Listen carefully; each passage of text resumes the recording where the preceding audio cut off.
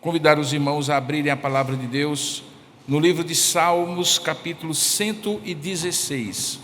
Quem esteve hoje pela manhã, ou quem acompanhou hoje pela manhã a ministração, sabe que nós, no dia de hoje, decidimos ministrar uma mesma mensagem em duas partes, uma primeira pela manhã e outra agora à noite.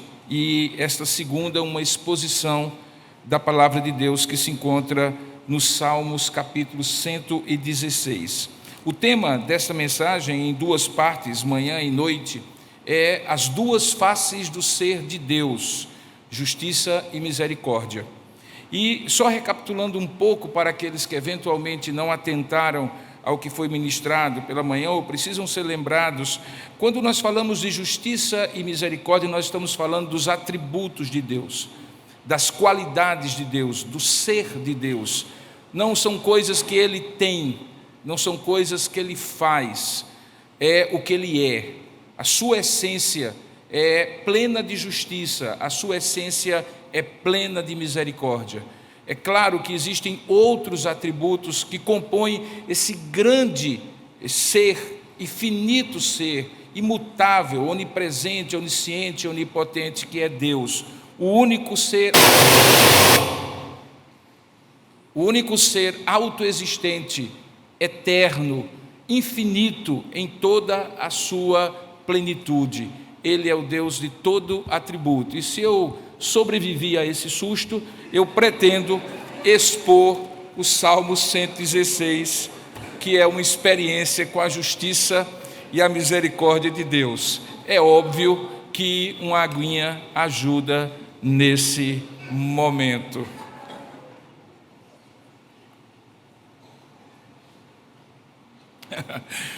Diz assim a palavra de Deus: amo o Senhor, porque Ele ouve a minha voz e as minhas súplicas, porque inclinou para mim os seus ouvidos, invocá-lo-ei enquanto eu viver. Laços de morte me cercaram, e angústias do inferno se apoderaram de mim. Caí em tribulação e tristeza. Então invoquei o nome do Senhor. Ó Senhor, livra minha alma. Compassivo e justo é o Senhor. O nosso Deus é misericordioso. O Senhor vela pelo simples. Achava-me prostrado e Ele me salvou. Volta minha alma ao teu sossego, pois o Senhor tem sido generoso para contigo. Pois livraste da morte a minha alma, das lágrimas os meus olhos, da queda os meus pés.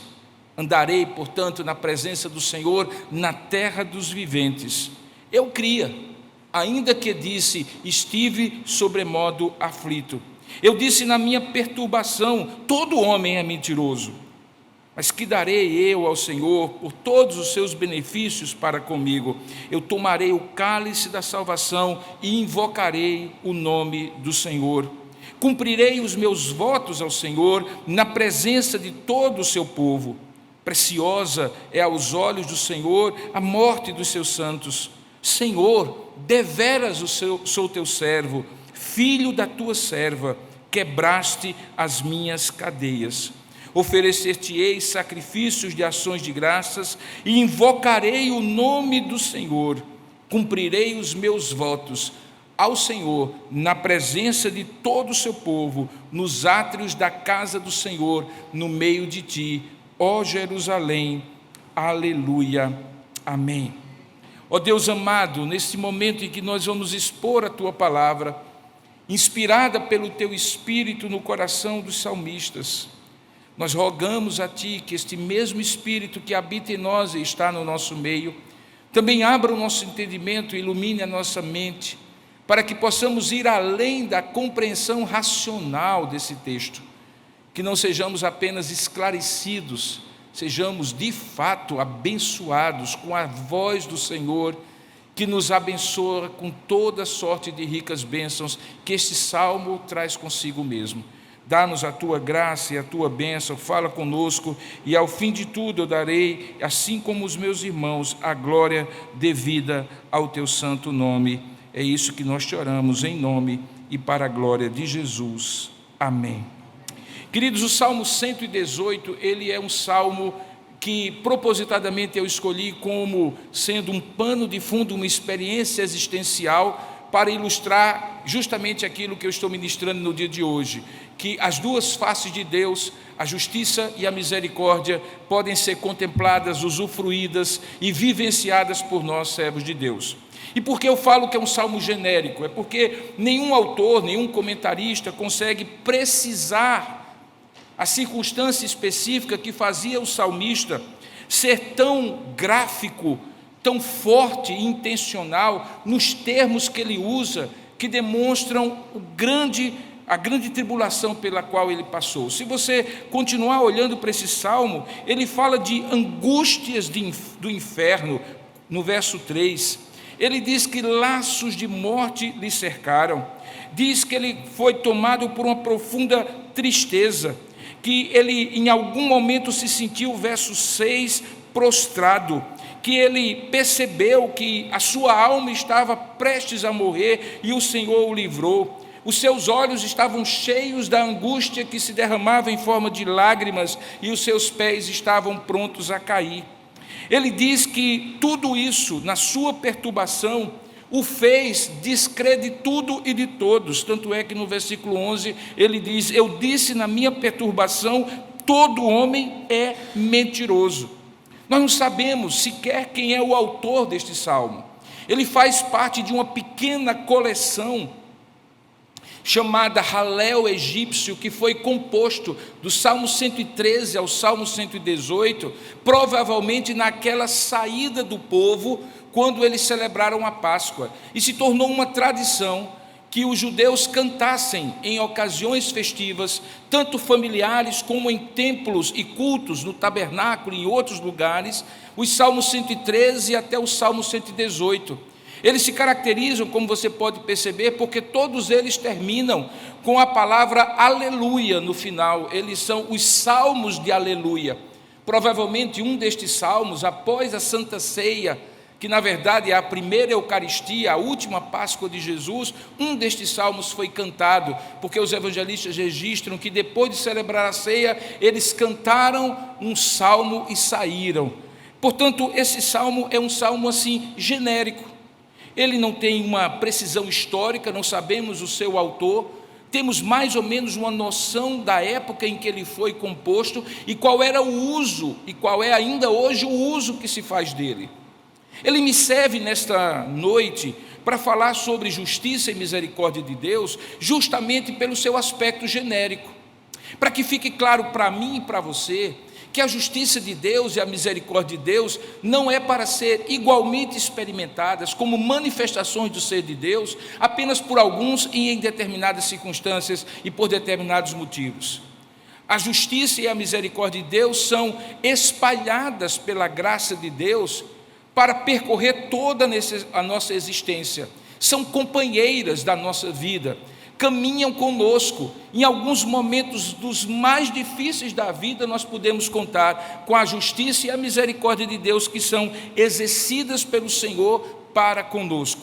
Razão porque no início daquela mensagem hoje pela manhã, eu fiz algumas perguntas que eu repito agora à noite. Se você em algum momento se sentiu injustiçado por Deus, ou surpreendido por outro lado e no outro extremo pela graça e benevolência de Deus, muito provavelmente você se surpreendeu com a graça de Deus porque nunca havia refletido profundamente o quanto Ele é misericordioso. Há muitos anos eu estava começando essa igreja, 20 e tantos anos, e nós não tínhamos a estrutura que nós temos hoje pela graça de Deus, e nós tínhamos uma primeira banda que tocava aqui. E o que aconteceu é que muitos deles eram, como a maior parte dos que cantam e tocam na igreja são voluntários, e naquela época, um determinado culto, tudo deu errado, tudo, absolutamente tudo. E o líder da banda na época disse: pastor, hoje é só pela graça. E aí eu disse para ele: mas desde quando foi de outra forma? Quando dá tudo certo e abundantemente Deus derrama a sua generosidade, é pela graça. E quando dá tudo errado e nós ficamos ali pela peinha de nada, como nós dizemos aqui, também é pela graça. De modo que, quando nós dizemos que a justiça e a misericórdia de Deus são manifestadas, não deveríamos nós nos surpreender quando Deus resolve, e eu me permito usar essa expressão, desavergonhadamente derramar sobre nós da abundância da sua misericórdia, nos dando não o que nós merecemos, porque isso é justiça, mas o que nós precisamos, isto é misericórdia. Da mesma maneira, não deveríamos nos revoltar como tão facilmente nos revoltamos quando nos sentimos com os nossos mimimis existenciais e espirituais injustiçados por Deus, porque Ele nos permite passar por determinadas coisas, porque Ele nos permite ser disciplinados e provados em determinadas circunstâncias. Se nos revoltamos com facilidade, se nos surpreendemos com facilidade, é porque talvez não meditamos profundamente ainda no limite do que precisamos meditar sobre a justiça e sobre a misericórdia de Deus. Esse salmo, portanto, me serve, a partir da experiência do salmista, para que você mergulhe nesse salmo e lembre das circunstâncias que você passou, que podem ser, assim, de alguma maneira diferentes dessa, mas não são completamente diferentes. Em alguns momentos você poderia ter escrito este salmo, até que você chegou à conclusão, e espero eu que já tenha chegado, assim como o salmista, quando expressa no versículo 5, que compassivo ou misericordioso e justo é o Senhor, o nosso Deus é misericordioso. Porque é exatamente isso, ou exatamente esta frase, justiça e misericórdia, as duas faces do ser de Deus, que é o tema deste salmo. Preste bem atenção que ele é um salmo testemunhal. Ele começa na primeira pessoa do singular, com uma expressão de confissão de amor. Ele diz, amo ao Senhor. E ele dá as razões pelas quais ele chegou a essa possibilidade de confessar o amor ao Senhor. Antes de tudo, porque ele ouve a minha voz e as minhas súplicas. Eu gosto muito da ideia de que alguns momentos da nossa vida nós precisamos estar sozinhos e separados de tudo e de todos. Existe uma necessidade de solitude na caminhada humana, que não é aquela solidão depressiva, angustiada, que também eventualmente suportamos e sentimos, mas é aquela decisão de repente dizer assim, eu preciso de um tempo para mim mesmo. Mas há uma coisa interessante, é que nessa solitude há alguém que não pode faltar como companhia constante, senão essa solitude vira solidão. Senão o que seria um momento de aprofundamento, de autoconhecimento, de profundidade com Deus, se transforma em algo angustiado. Esse alguém é aquele que ouve as nossas súplicas. Por isso o salmista diz assim, eu cheguei à conclusão que amo o Senhor, porque Ele ouve a minha voz e as minhas súplicas. Na verdade, ele usa até mesmo uma metáfora no verso 2, que é encontrada em outros lugares de outros salmos e de outras porções da Escritura Sagrada, que é uma figura de linguagem que faz com que o Deus seja assemelhado ao homem, naquilo que diz ou naquilo que faz. Olha que expressão bonita essa do verso 2, ele diz assim, porque Ele inclinou os seus ouvidos para mim. Quando é que você inclina os ouvidos para alguém? Quando você quer dar uma atenção tão especial, que você não quer ouvir como qualquer outro som, você quer escutar essa pessoa de maneira especial. O que o salmista está dizendo é que ele foi ouvido, porque Deus inclinou para si os seus ouvidos, e por isso ele se compromete a invocá-lo sempre enquanto ele viver. Essa é a primeira atitude. Para experimentar a justiça e a misericórdia de Deus, é preciso que haja uma invocação contínua e constante, sem limites de circunstâncias e tempos, da presença do Deus que ouve e inclina os seus ouvidos para com você. Se você olhar direitinho, todas as vezes que Deus é referido nesse salmo, Ele é referido pelo nome Senhor, em letras maiúsculas, que é a tradução para o português da palavra hebraica Adonai. Essa palavra é uma substituição ao nome sagrado de Deus, Yahvé, Javé ou Jeová, depende da sonorização. Não era um nome genérico de Deus que qualquer outro povo pagão falava, de Deus, os deuses dos povos. Não, é o Deus pactual, é o Deus da aliança, é o Deus específico, é o Deus com quem se tem relacionamento, com quem se tem não apenas relacionamento, mas acordo, que se compromete conosco e nos convida a nos comprometermos com Ele.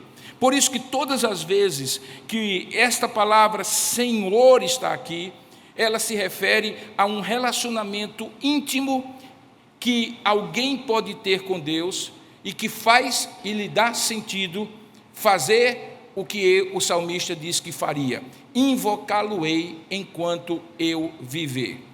Experimentar a justiça e a misericórdia de Deus em proporções que tanto você como eu possam não ser enganados de que Deus pode ser justo sem ser misericordioso, ou ser misericordioso sem ser justo, é fruto de uma intimidade com Deus. A intimidade do Senhor é para aqueles que o temem, a quem Ele dará conhecer os seus segredos.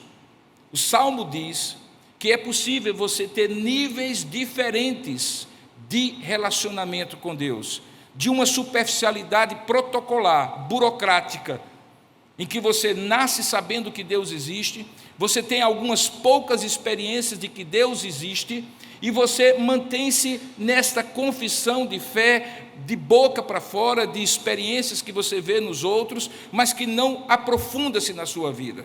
Mas o que ele está dizendo aqui é que invocar a presença do Senhor, o Deus que ouve, que inclina os seus ouvidos, permite que você se aprofunde num relacionamento tal que a justiça e a misericórdia de Deus se revelarão naturalmente, ou eu diria sobrenaturalmente, na sua vida.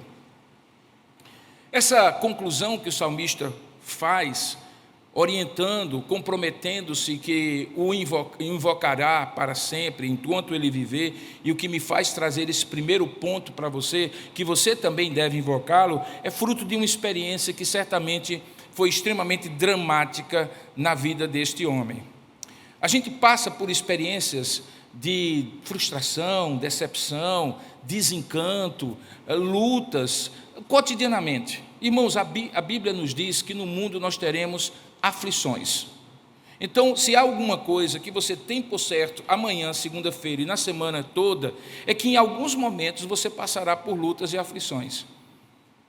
Mas a experiência que ele tinha tido aqui não era uma lutinha qualquer, não era uma aflição qualquer. Ele descreve, como eu falei antes, em tons muito gráficos, em intensidades e cores muito dramáticas. Ele diz assim, laços de morte me cercaram. E fazendo uma espécie de paralelismo, porque é assim que a poesia hebraica faz, ele diz: e angústias do inferno se apoderaram de mim. É como se ele dissesse: esses laços de morte, que são angústias do inferno, me cercaram e também se apoderaram de mim. Ou seja, era algo profundo que o havia levado ao seu limite. Nesse momento, como eu falei pela manhã, é muito comum que a gente diga assim: mas Deus, por quê? É muito comum que a gente se revolte com Deus, é muito comum que a gente, por não compreender por que estamos passando, questionamos a Deus e nos revoltamos. Às vezes não verbalizamos isso, irmãos, temos temor, não queremos de repente contaminar o coração das pessoas que estão ao nosso redor, mas internalizamos isso, vira mágoa profunda, revolta íntima contra Deus. Outros, no entanto, acabam espalhando para todos os cantos o seu dissabor com Deus. O salmista, no entanto, ele descobriu justamente ao usar aqui no verso 4 o mesmo verbo que ele sugeriu que haveria de fazê-lo como lição no verso 2, o verbo invocar, exatamente nesta ação, o segredo para não se deixar amargar quando Deus parece injusto e as circunstâncias parecem ter escolhido você para sofrer. Ele diz assim: então, olha só, então, quando laços de morte me cercaram, quando angústias do inferno se apoderaram de mim, então, o que é que ele fez? Invoquei o nome do Senhor, dizendo: ó Senhor, livra a minha alma. Se antes a sensação era que laços de morte haviam lhe cercado, como se segurando a sua vida, e angústias do inferno haviam pulado para dentro da sua alma, agora ele pedia: Senhor, liberta a minha alma, alivia a minha alma. E ele faz quando ele nos ensina sobre o valor de invocar o Senhor em momentos como ele. Daí porque ele chegou a essa conclusão, que porque ele fez isso, ele podia dizer: compassivo e justo é o Senhor, o nosso Deus é misericordioso. Ele faz uma digressão, ele de alguma maneira desdobra isso em afirmativa sobre Deus. É curioso, irmãos, porque ninguém pode falar que um atributo de Deus é mais importante do que outro. Teologicamente isso não faz sentido. Como eu expliquei, numa comparação mal comparada, todos os atributos de Deus são como facetas de um diamante, facetas iguais, que resplandecem o mesmo brilho, são translúcidas a ponto da gente ver a qualidade de uma joia. Então ninguém pode dizer: olha, eu vejo Deus mais quando Ele é soberano, ou eu vejo mais Deus quando... Não, Deus se revela no seu ser, na sua criação, providência nas suas obras, na sua redenção, de multiforme maneiras. E dessa maneira nós podemos ver Deus. No entanto, a impressão que eu tenho é que justiça e misericórdia parecem ser, e aqui me permita a liberdade, as pontinhas dos dedos de Deus quando nos tocam. É o primeiro toque. É como se Deus estivesse dizendo assim: olha, você vai me conhecer, mas a princípio eu vou tocar com as pontinhas dos meus dedos, é que eu estou usando uma linguagem antropomórfica, obviamente, por meio da minha justiça ou por meio da minha misericórdia. E por causa disso é tão fácil não percebermos o seu toque de justiça ou de misericórdia e acharmos que ele ou está sendo injusto ou está falto de misericórdia, ou está sendo surpreendente para conosco, nos dando uma misericórdia que não esperávamos. E por causa disso, é a justiça e a misericórdia que baliza o relacionamento que esse homem teve, ou esses homens, nós não sabemos se os salmistas aqui são mais de um, a ponto de compor esse salmo.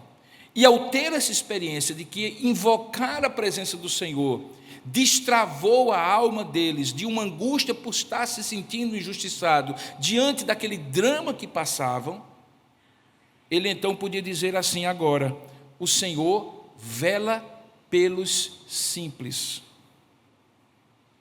pois eu achava-me prostrado e ele me salvou. Esse verbo velar, não precisa fazer uma grande exegese, é guardar alguém com a atenção devida. Quando a gente está velando por um doente no leito de enfermidade, a gente não dorme. E por falar nisso, o salmista diz exatamente isso, que o Deus de Israel não dormita, não cochila, nem dorme, Ele é o guarda de Israel. E é exatamente esta a conclusão que ele chegou. O Senhor, verso 6, vela pelos seus simples, por aqueles que simples, de maneira singela, assim confiam nele, pois ele achava-se prostrado e ele salvou. E por consequência, ele poderia falar com a sua própria alma. Veja o que é que diz o verso 7. Volta a minha alma ao teu sossego, pois o Senhor tem sido generoso para contigo. Essa generosidade de Deus tem um nome, é graça. E a graça se manifesta quando nós recebemos também o que não merecemos, que é a misericórdia de Deus. Ele descreve essa expressão de uma maneira ainda mais poética no verso 8, essa situação que ele havia passado. Veja que coisa linda, ele diz: livraste da minha alma, livraste da morte a minha alma, das lágrimas os meus olhos e da queda os meus pés. De uma maneira figurada, ele estava falando que a sua interioridade e as pontas extremas do seu corpo, da sua exterioridade, tinham sido contempladas pelo sofrimento naquele momento de angústia que ele tinha passado. Mas apesar disso, ele podia dizer que o Senhor velou sobre ele, pois ele achava-se prostrado, ele se salvou. E então ele diz: agora minha alma volta ao teu sossego, pois o Senhor tem sido generoso para contigo. Novamente ele toma uma decisão. A primeira era que na hora da angústia, para experimentar a justiça e a misericórdia de Deus, ele invocaria o Senhor, e invocaria enquanto ele vivesse. Mas ele toma uma outra decisão no verso 9. Ele diz assim: eu andarei na presença do Senhor na terra dos viventes. Como é que você entende essa expressão? Porque é claro e óbvio que todos nós andamos diante dos olhos de Deus. Deus conhece todas as coisas, Ele conhece o nosso interior e o nosso exterior, o nosso passado, o nosso presente e o nosso futuro. O Salmo 139 diz: de onde, ou para onde me esconderei, para onde fugirei da tua presença? Se faço a minha cama na alva, no início de um dia tu estás ali. Se ao fim de um dia eu repouso a minha cabeça sobre o travesseiro, tu também estás ali. Se corro para a escuridão, tu me vês. A escuridão e a luz são a mesma coisa para ti, porque tu estás presente em todos os momentos e eu diante de ti. Essa decisão que esse salmista tomou não tem a ver com o fato inconteste que todos nós somos contemplados, quer tenhamos consciência ou não, por Deus a cada minuto da nossa vida. Isso tem a ver com uma decisão consciente de viver na presença de Deus. Essa vida na presença de Deus, os reformadores do século XVI cunharam uma expressão, coram Deo, diante da face de Deus. O que é viver diante da face de Deus? É viver com transparência, sinceridade e verdade diante de Deus. É ser sincero, porque Deus ama a sinceridade no íntimo, e no recôndito da sua alma e da minha alma, Ele quer contemplar verdade, autenticidade. Essa experiência desse salmista, que o fez experimentar justiça e misericórdia, o tornou autêntico diante de Deus. Por isso ele dizia assim: eu andarei, é um desejo em forma de compromisso, ou um compromisso em forma de desejo, eu andarei na terra dos viventes, na presença desse Senhor, de quem eu conhecia a justiça e a sua misericórdia. Novamente ele alterna, lembrando que isso que ele tinha decidido tinha fruto, e era fruto da experiência que ele tinha passado. Porque veja, ele diz assim: eu cria naquela época que eu estava passando, pelo senso de grande perturbação, eu cria, ainda que eu tivesse dito naquela ocasião, estive sobremodo aflito.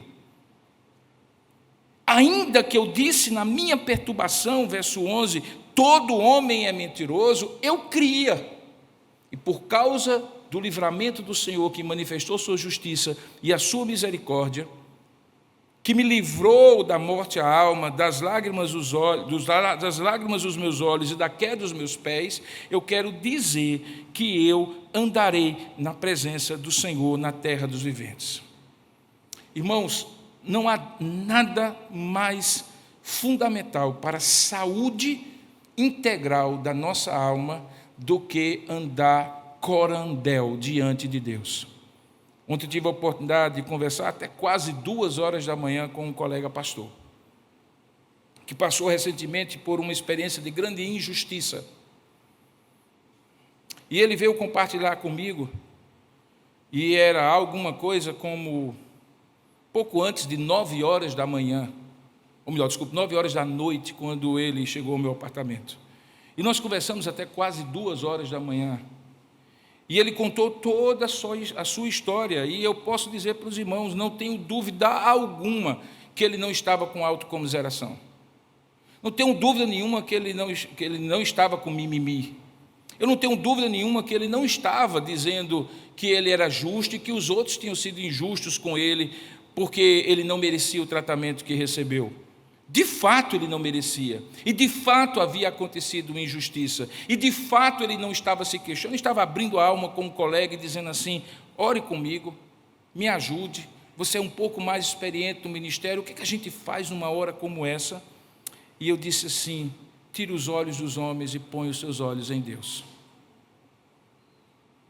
Porque se você tentar compreender porque as coisas aconteceram desta maneira que aconteceram, e procurar culpados e responsáveis que são culpados e responsáveis por isso, você vai perder a grande bênção de olhar altaneiramente e entender que para um filho e uma filha de Deus nada acontece por acaso, inclusive a dor e o sofrimento, inclusive a suposta injustiça, que é muito mais profunda do que você ser vindicado no seu direito, tem a ver com você ser conformado à pessoa de Cristo. Afinal de contas, quem foi mais injustiçado na história do que o próprio Senhor Jesus? Que traição mais horrenda e desleal alguém eventualmente já experimentou na vida, senão o próprio Senhor Jesus Cristo? Portanto, ele é um servo que sofreu injustiça, e ele consola aqueles que também sofrem injustiça. Por isso que ele entendia, e eu, compartilhando com ele, citei esse versículo, já sabendo que iria expor essa palavra hoje. Olha, eu sei que na sua perturbação você vai ser tentado a dizer assim: todo homem é mentiroso, inclusive aqueles que falam em nome de Deus. Eu sei que você vai descrer das pessoas, eu sei que você vai se revoltar contra o que foi feito, eu sei que você vai procurar formas de se vingar, eu sei que naturalmente você vai se revolver na sua angústia, você vai certamente chamar Deus para fazer justiça, e talvez se revoltar contra Deus quando Ele fizer misericórdia sobre aqueles que eventualmente merecem não misericórdia, mas justiça. Eu sei que tudo isso vai passar no seu coração, e não é hoje, porque ontem aconteceu isso, é nos próximos dias. E por isso eu quero lhe dizer: tire os olhos de buscar culpados e responsáveis. Nada aconteceria com você se Deus não tivesse um propósito mais profundo de fazer você semelhante a Cristo. E se Cristo passou pelo sofrimento para receber a glória da ressurreição, esse é o método divino. Deus não nos criou para o sofrimento, queridos irmãos, mas Deus frequentemente usa o sofrimento para nos recriar. Ele não nos fez para o sofrimento, mas frequentemente Ele faz o sofrimento para que sejamos aqueles que Deus quer que sejamos, porque não existe fé como ouro depurado que não precise passar pelo fogo, não existe caráter cristão que não precise ser amassado pelas circunstâncias para se ser semelhante ao caráter de Cristo. Diante disso, ele disse: o que é que eu darei ao Senhor? E veja a mudança de ânimo, por todos os seus benefícios para comigo. Ele entendia toda aquela provação como manifestação da justiça e da sua misericórdia, que trazia o usufruto de benefícios. É algo meio assim incompreensível para quem não teme ao Senhor, achar que coisas ruins podem redundar em coisas boas, que situações adversas em que aparentemente Deus não olha para nós, quando na verdade Ele inclina o seu ouvido para conosco, se o invocarmos na hora do sofrimento, possa trazer algum benefício. Mas é assim que Deus coloca.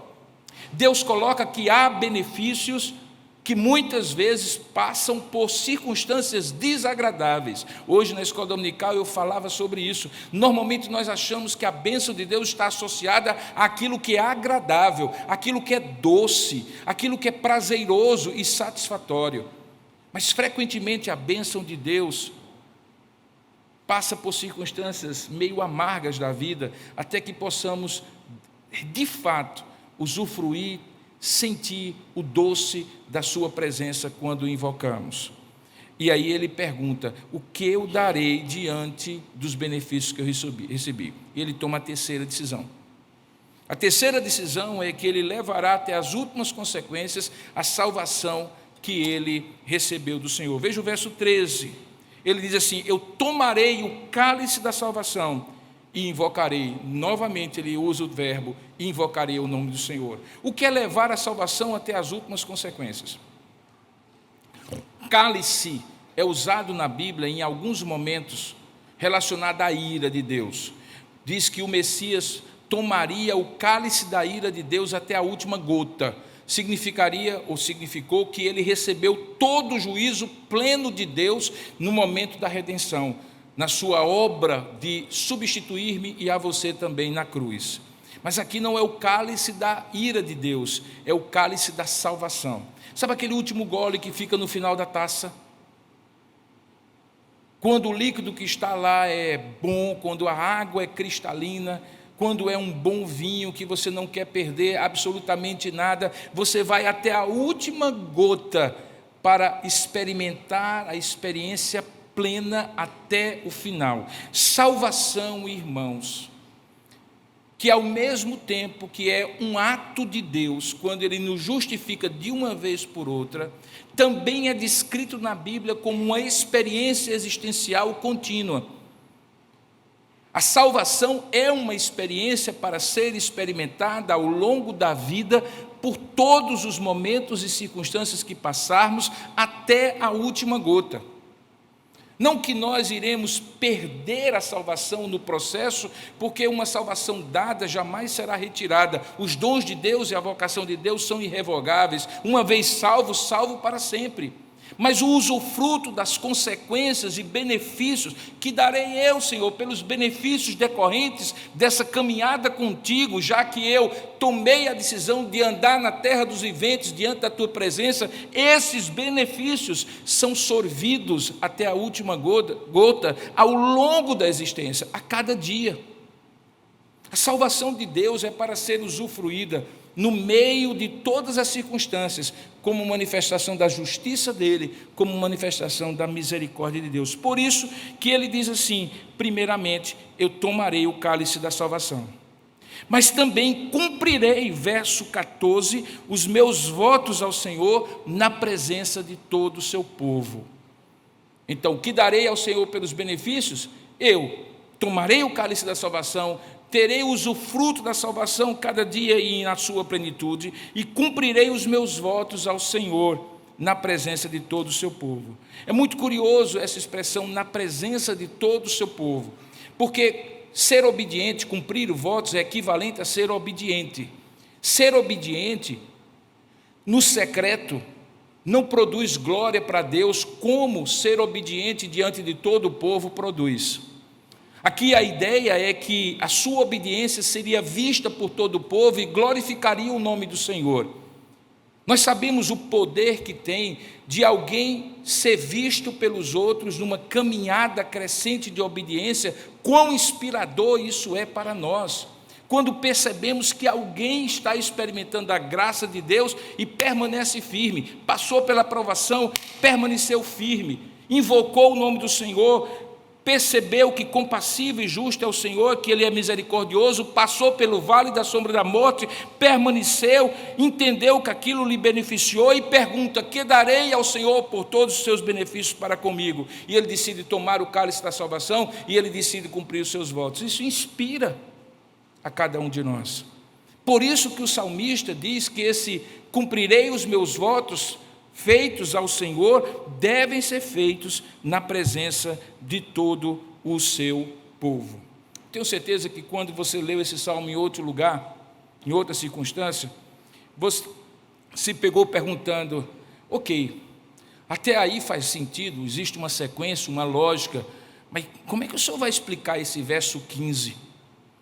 Quando do nada o salmista diz assim: preciosa é aos olhos do Senhor a morte dos seus santos. O que é que isso tem a ver com todo o salmo? Queridos, aqui nós estamos falando de uma constatação que é fundamental para a vida de qualquer cristão, que é da finitude e a limitação da vida. Porque às vezes, quando as coisas estão indo vento em popa e nós estamos bem-sucedidos, nós temos um auto-engano da eternidade, que ela não existe para nós sem a presença de Deus. E achamos que somos invencíveis, ilimitados, que iremos indefinidamente. O Salmo entra aqui com essa expressão, preciosa aos olhos do Senhor, a morte dos seus santos, para dizer assim: olha, tem um limite. Apesar de tudo isso, obviamente vai chegar uma hora em que o Senhor recolherá a sua vida para si, E toda essa experiência de vida servirá apenas para que você viva até esta morte chegar, diante da face de Deus, diante dos viventes, glorificando o Senhor, absorvendo até a última gota a salvação e cumprindo os votos do Senhor diante do seu povo. Mas haverá um limite. Não pense ser infinito, porque as circunstâncias da vida revelam que há uma finitude. Para o crente, uma finitude gloriosa, porque preciosa é aos olhos do Senhor a morte dos seus santos, daqueles que são separados para si, como é o significado da palavra santos. E aí nós estamos caminhando para a última parte desse salmo, relacionando e costurando esse tema principal do verso 5, que é compassivo e justo é o Senhor, o nosso Deus é misericordioso.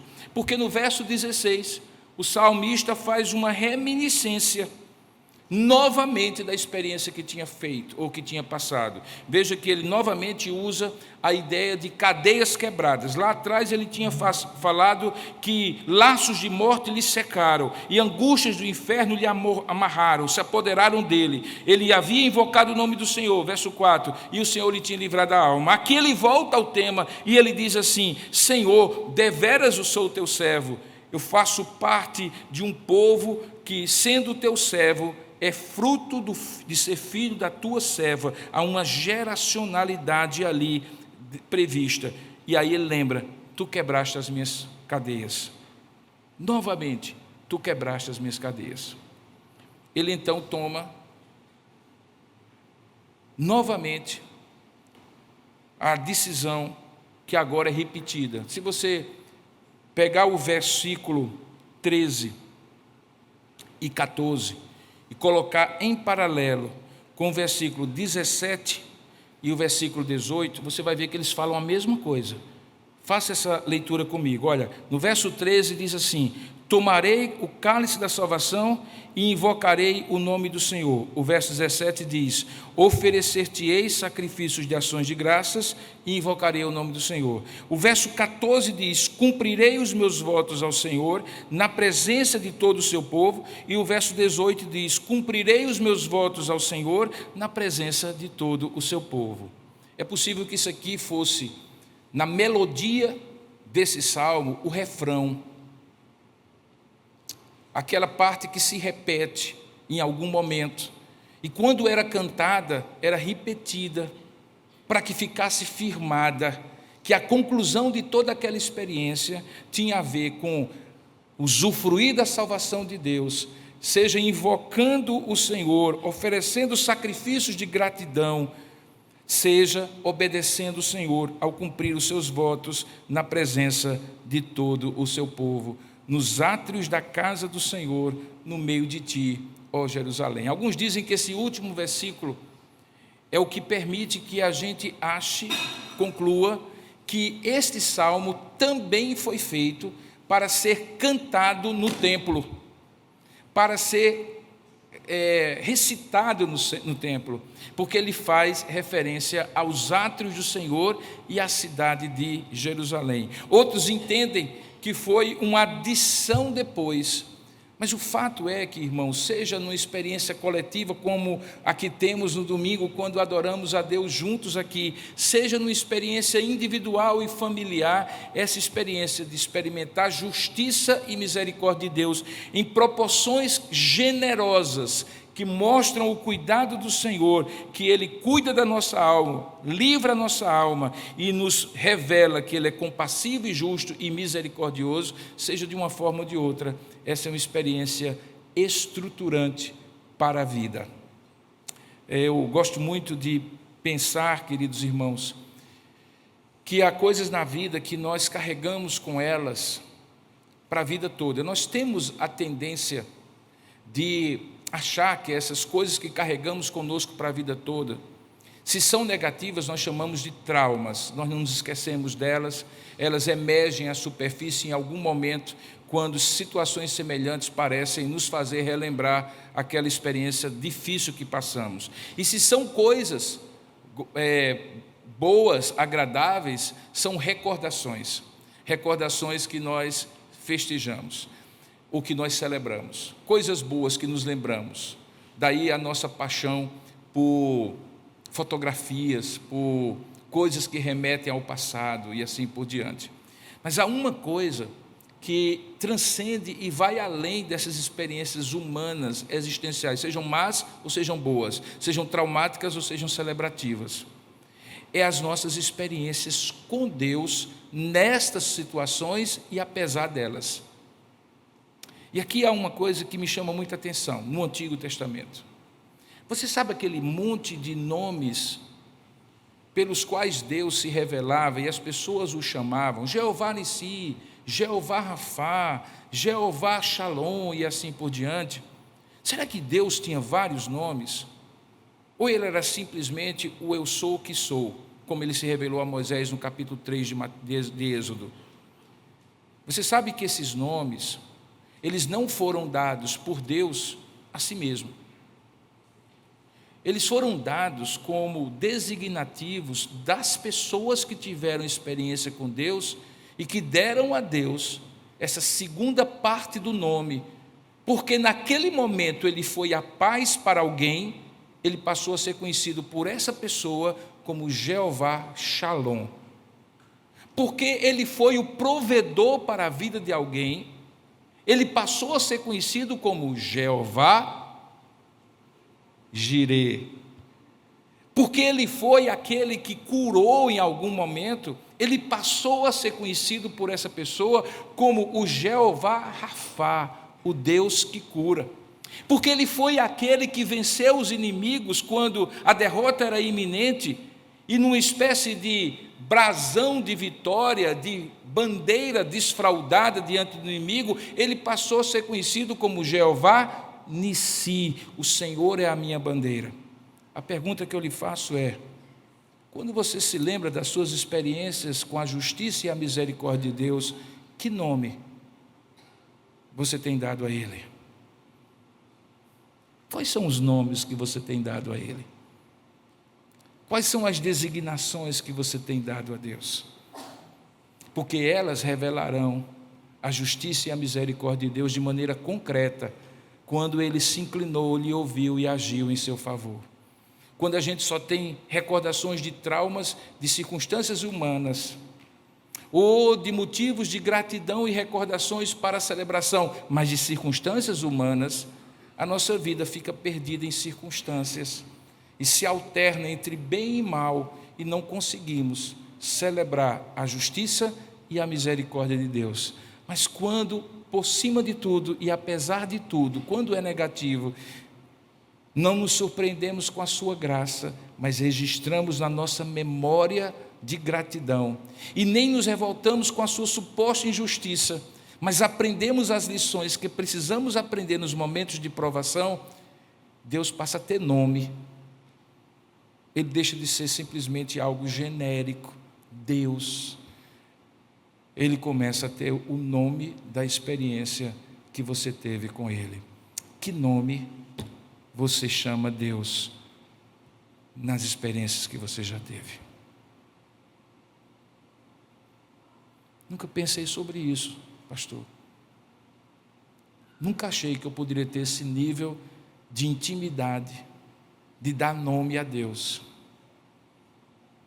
Nunca pensei que Deus aceitaria que eu desse nome a Ele pela experiência que eu tive com Ele.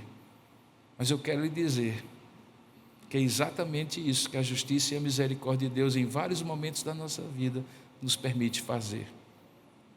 O nome da nossa experiência revela a compreensão da justiça e da misericórdia de Deus na nossa existência. Que Deus lhe abençoe. Amém. Curva a sua cabeça por um instante. Eu lhe convido nessa hora a refletir um pouco sobre o que você acabou de ouvir e a pensar exatamente nisso. Que nomes eu posso dar ao Senhor das experiências que eu tenho tido de justiça e de misericórdia de Deus na minha vida? Se você ouviu Deus naquilo que você pediu no início dessa mensagem para ouvir, agora é você que tem que ser ouvido por Deus naquilo que você falará para Ele em oração. Tenha o seu momento com Deus, coloque a sua vida diante do Senhor. Deus amado e querido Pai, nós te conhecemos pelos momentos em que te revelaste como aquele que inclina os seus ouvidos para nós e imprimiste nas nossas mentes e memórias as experiências duras, difíceis, mas também graciosas e misericordiosas, onde a tua justiça e a tua misericórdia se revelaram. São as nossas recordações que temos de ti. Elas são dinâmicas, elas são contínuas. E nós queremos, ó Deus, dar nome a elas. Nós queremos, assim como esses salmistas, dizer que nos momentos mais difíceis, quando nós te invocamos, o Senhor se inclinou e nos ouviu.